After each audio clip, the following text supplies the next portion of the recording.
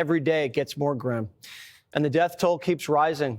24 are now confirmed dead, and many more still missing. Forecasters estimate the damage to be more than $250 billion. This would be costlier than Katrina. And the Palisades fires are still only just 13% contained.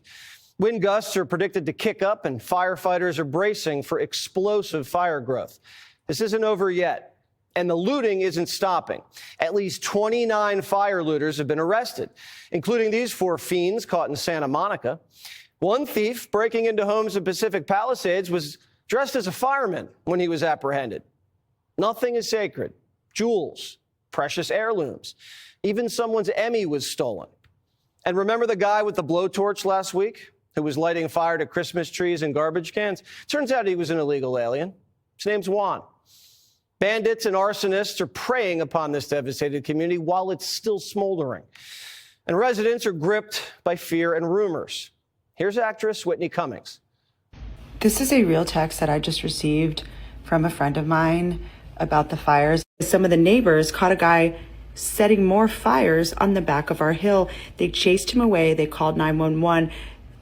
I think they caught the guy recently in Woodland Hills trying to put gasoline in sewers. It's happening all over. Police haven't confirmed this, but there's a sense of every man for himself in Southern California. Some more fortunate families are hiring private firefighters, and actor David Spade's announcing bounties on arsonists. In California, and people are saying there's guys lighting fires out there, make this worse.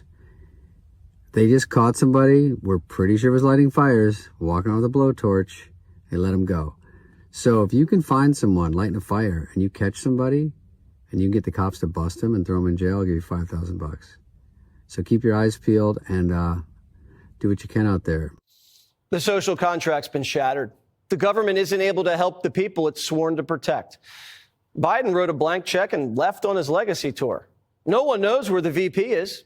Kamala's home state's California. She lives in L.A. They say she could be the next governor.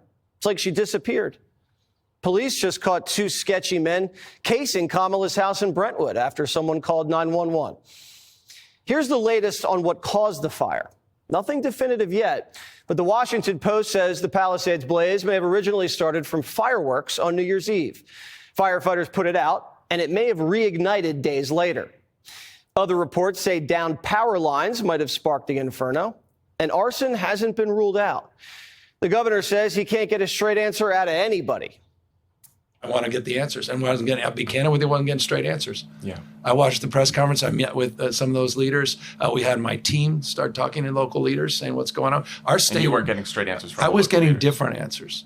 When you start getting different answers, then I'm not getting the actual story.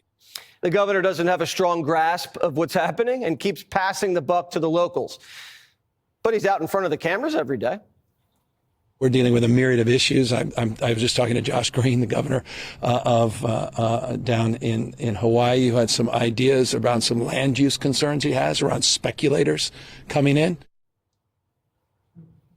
Why is the governor shimmying around like that with a smile on his face? What kind of presentation is that? Why does he look so gleeful when he's talking about land speculators?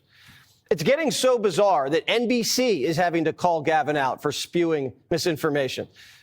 I don't know what he's referring to when he talks about the Delta smelt and reservoirs. The reservoirs are completely full. The state reservoirs here in Southern California, that mis and disinformation, I don't think advantages or aids any of us. We do know, though, from reporting here locally that one reservoir that serves the Palisades was not full. And that's exactly what triggered my desire to get the investigation, to understand what was happening with that local reservoir. That was not a state system reservoir, which the president-elect was referring to as it relates to the Delta and somehow connecting the Delta smelt to this fire, which is inexcusable because it's inaccurate, also incomprehensible to anyone that understands water policy in the state. Notice how Gavin doesn't get into the details. Empty reservoirs, reservoirs not being built. Budget cuts, lawsuits to save the smelt. All that's true. Gavin destroyed dams and then bragged about it.